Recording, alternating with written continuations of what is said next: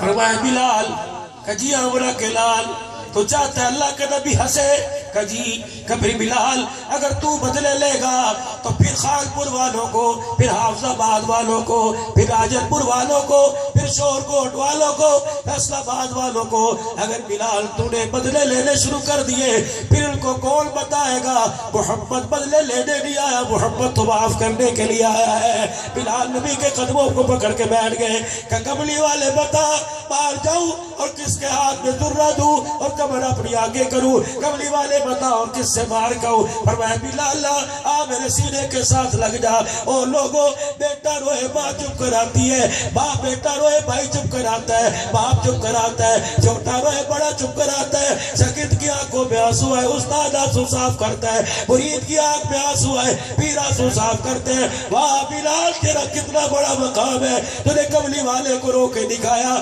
کملی والے نے نبوت والی چادر سے تیرے آنسو کو صاف کر کے دکھایا۔ فرمایا بلال جا جا مسجد نبوی کے دروازے پہ اعلان کر دے۔ حضور علیہ السلام نے فرمایا میرے دانت کے آیا بتاؤ کون کوری نے اپنے دسترخوان پہ جا کے بٹھائے گا۔ مکے والے بھی ایک مرتبہ تو اندر جھانک کے دیکھنے لگے، جو پاس کھڑا تھا اسے کہنے لگے کہ ہمارے بارے میں کہہ رہے مہمانوں کو بلائے گا، کہاں تمہارے بارے؟ دل تو وہی بوم ہو گئے، دل تو وہی ٹکڑے ٹکڑے ہو گیا کہ ہم سے بڑی غلطی ہوئی، ہم نے ایسی ہستی کو نکالا جو دشمنوں کو بھی گلے سے لگاتا ہے۔ چپ، ہر کوئی اپنی اوقات اپنی بساط کے مطابق مہمان کو لے کے چلا گیا۔ اندر ایک میزبان بچا، بابو ذرا میری طرف دیکھ، ہنسنے کے لیے ساری زندگی پڑی ہے، اللہ تجھے ہمیشہ ہنسائے، اتنا ہنسائے کبھی رونے کا تصور بھی نہ ہے، جب روئے تو آخرت کو یاد کر کے رہے، دنیا کے دکھ کے لیے نہ روئے۔ یہ تھوڑی سی بدگزگی ہوتی ہے، ایک خطیب کا اپنا مزاج ہوتا ہے، بے شک وہ پتہ نہیں کوئی اس کی بات کو اہمیت نہ دے لیکن وہ چاہتا ہے کہ وہ جب میری بات کو سنے۔ ہم تو فقیر سے لوگ ہیں، یہ گاڑی کی سیٹ دن بھی یہی رات بھی یہی۔ مولا پچھلے جمعے خدا کی قسم مجھے موقع ہی نہیں ملا، پچھلے جمعے مجھے موقع ہی نہیں ملا، پتہ نہیں کون سی جگہ تھی، میں نے رات کو ملتان سے شہر سفر شروع کیا، جلال پور بھی کروڑ پکے سے میں نے رات کو سفر شروع کیا، ٹنڈے آدم میں نے جا کے جمعہ پڑھانا تھا، رات سے ختم نبوت حیدرآباد میں راستے بھی کپڑے تبدیل کیے، راستے میں وضو کیا، ہمیں تو اتنا بھی ٹائم نہیں ملتا۔ او لوگوں یہ پیسہ تو پیچھے رلتا پھرتا ہے، ہم تو تمہاری توجہ کے متمنی ہوتے ہیں، ہم تو تمہارے پیار کے مستحق ہوتے ہیں، تم جاتے جاتے سینے سے لگا دیا کرو۔ خدا کی قسم ہمارا تو بے سکونی سکون کے اندر بدل جاتا ہے۔ کہو نا ذرا بلند آواز سے ابو بکر کے لیے کہو ذرا سبحان اللہ۔ شادی کو انشاءاللہ بھی اسٹیج پہ آئیں گے، سنو گے نا انشاءاللہ۔ جب انسان کسی قیمتی چیز کو بانٹتا ہے تو گٹھڑی کو 3-4 گھنٹے دیتا ہے، 2 میں نے دے دی، آخری یہ دے گے، تیسری میں دے کے جا رہا ہوں، پھر یہ گٹھڑی انشاءاللہ کل صبح کھلے گی، اللہ شاید اور بھی کوئی پیچھے، سب کو لے گئے، ایک پیچھے بچا، ایک میزبان، ایک مہمان۔ سرکار نے دیکھا میاں کیا تیرے گھر میں ہے؟ ساڑھے ورگا ہوتا 6 مہینے کی گندو پڑھ کے کہتا جی مار کے جی ریٹ ہی کوئی نہیں، ریٹ ہی کوئی نہیں، بات نہیں جی بس۔ بڑی غلطی کی تھی، میرے بچے میں دعا دے رہے ہیں، بڑی پاگل پڑھنے کی تھی، 1170 آئی اور 1168 ہو گئی، 2 روپے تک گھاٹا پہ گیا، مار گیا۔ ایک کہیں تیرے گھر کچھ ہے، دونوں ہاتھ یوں کرے کہ یہ رب دی بڑی سوکھ ہے، شکر۔ چہرے کی رنگت کو ماتھا پڑھ کے پہچان کے ہنسنے لگے۔ جب قریب سے گزرا کہاں جا رہا ہے؟ آپ نے کہا مہمان کو لے کے جا۔ کان میں جاتے پوچھنا کچھ ہے نہیں تو بھجوا دوں۔ حضور کے چہرے کی طرف دیکھا، یہاں سے آنسو نکلا، کہا اگر اپنے پیٹ سے چادر اٹھاؤں گا تو خدا کا شکوہ نہ آ جائے کہ مجبوریاں لوگوں کے آگے گاتا پھر رہا ہے۔ کہا جی نہیں، اللہ دی بڑی سوکھ ہے۔ آپ نے فرمایا لے جا۔ مہمان کو گھر لے گیا، جا کے بیٹھک میں بٹھایا، بیوی سے کہا کچھ ہے؟ کہنے لگی لگتا ہے کوئی خاص بات ہے۔ کہا کیا ہوا؟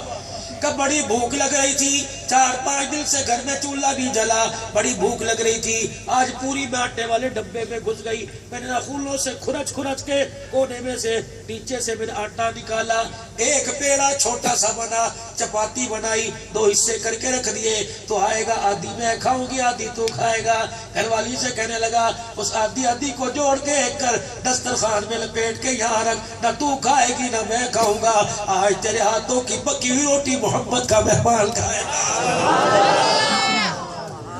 لگی روٹی ہے، سالن کوئی نہیں، انہوں نے کہا صرف دسترخوان کا بھرم چاہیے، اگر سالن لینا ہوتا تو حضور کے سامنے دامن پھیلاتا، جیسے موسیٰ علیہ السلام کی قوم کے لیے بلو سلوا ہے تو یہاں آ جاتے، لیکن میں نے کہا جی اللہ کا بڑا شکر ہے، او لوگوں پیسہ پاس ہو، بینک کے اندر تجوری میں 5-5 ہزار کے نوٹ، جیب میں 5-5 ہزار کے نوٹ تکیے کے اندر ہو، اس وقت تو شکر سارے کرتے نظر آتے ہیں، شکر تو میرا عزیزو اللہ کو اس وقت پسند ہوتا ہے تل کے اوپر جو کپڑا میلا ہو جائے۔ وارے حاجی عبدالوہاب صاحب رحمت اللہ علیہ، اللہ اکبر، اگر عبدالوہاب نہ ہوتا تو آج رائیوڈ کا مرکز آباد نہ ہوتا۔ فرمایا جب حاجی الیاس رحمت اللہ علیہ کی خدمت میں چلے گئے، حاجی الیاس صاحب رحمت اللہ علیہ کا انتقال ہو گیا، مولانا یوسف صاحب رحمت اللہ علیہ ان کی خدمت میں حاضر ہوئے، مولانا حاجی عبدالوہاب کہتے میرے والد صاحب آئے اور کہنے لگے مولوی یوسف تو نے میرے بچے کو پاگل کر دیا، تحصیلداری چھوڑ کے تیرے قدموں میں آگے بیٹھ گیا، میں نے کہا لے جانا چاہتا ہے لے جاؤ، کہا چل عبدالوہاب، میں نے کہا چاہتا ہوں۔ عبدالوہاب صاحب کہنے لگے والد صاحب چلے گئے، مولانا یوسف نے مجھے سینے سے لگا کے فرمایا بیٹے ڈٹے رہے، اگر آج چلا گیا پھر قیامت تک نہیں آ سکتا۔ فرمایا میں نے قلندری چھوڑ دی، میں نے بادشاہی چھوڑ دی، اور میں نے تحصیلداری کی نوکری چھوڑ دی، میں نے پیسے کی ریل پیر چھوڑ دی، پھر نظام الدین کی بستی میں عبدالوہاب کے پاس، عبدالوہاب پر وہ وقت آیا کہ عبدالوہاب کے پاس کپڑے دھونے کے لیے صابن نہیں ہوا کرتا تھا، صابن تو دور کی بات، جو کپڑا تل پہ ہٹایا ہوا پہنا ہوا تھا اس کے علاوہ دوسرا کرتا نہیں۔ فرمایا لوگوں جب رات کو اللہ کی مخلوق سو جاتی، اپنا برقرار کرنے کے لیے غسل خانے میں جاتا، کپڑے اتار کے اسی غسل خانے میں کپڑے دھو لیا کرتا، پھر میں ہوا والی جگہ پہ کپڑے پہن کے آگے بیٹھ جاتا تاکہ فجر کی نماز سے پہلے، دنیا کے اٹھنے سے پہلے میرے کپڑوں کا گیلا پن ختم ہو جائے، تاکہ دنیا والوں کو پتہ نہ لگے کہ عبدالوہاب کے پاس دوسرا جوڑا کوئی نہیں۔ فرمایا جب میری شادی ہوئی پہلی رات تھی، میں نے بیوی کے آگے ہاتھ جوڑ دیے، میں نے کہا گھر والی ایک تیرا حق، ایک فاطمہ کے ابے کا حق، بتا میں کس کا حق پورا کروں؟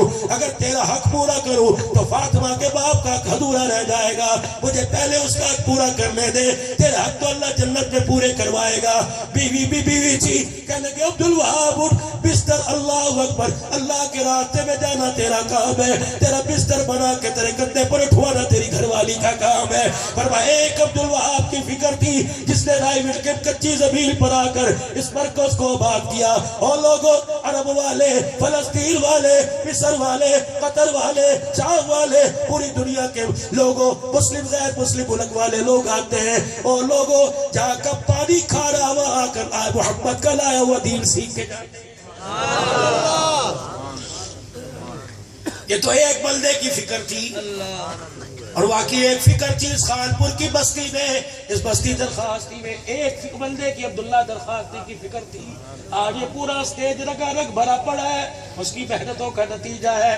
جاؤ راجل پور سے جنوبی پنجاب سے لے کر یہاں تک کراچی کے میرے عزیز و دریا کے ساحل سے لے کر جاؤ سرحد کے پہاڑوں تک، اب کعبہ کی قسم کہیں نہ کہیں تمہیں خانپور کا جامعہ کا تمہیں فیض یافتہ نظر آئے گا، کوئی ممبر پر نظر آئے گا، کوئی خانقاہ میں نظر آئے گا، کوئی میرے عزیزو اللہ اکبر، کوئی تمہیں تصوف میں نظر آئے گا، کوئی محراب میں نظر آئے گا، اللہ اکبر۔ پھر بلند آواز سے کہہ دو جامعہ عبداللہ بن مسعود، فیض شیخ درخواستی، فیض شیخ درخواستی، یہ فیض جاری رہنے چاہیے کہ نہیں؟ وتعاونوا علی البر والتقوی، تو ہر میدان مل کے شانہ بشانہ چلو گے، ہاتھ کھڑے کر کے، مالی طور پر، جانی طور پر، دعا کے طور پہ ان کے ساتھ چلو گے۔ آخری بات کہہ کے بعد دعا کی طرف آ رہی ہے، پھر دعا کروائے گا اور کچھ قیمتی ملفوظات بھی کہے گا۔ اور لوگوں جب ایک روٹی جوڑ کے لا کے رکھی گئی گئی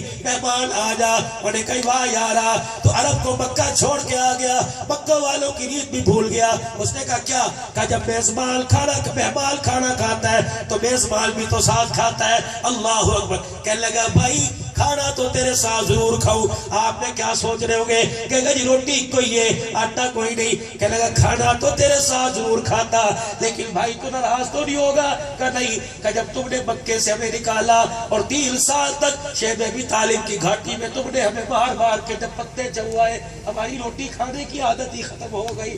ہمیں روٹی کے ذائقے میں مزہ نہیں آتا.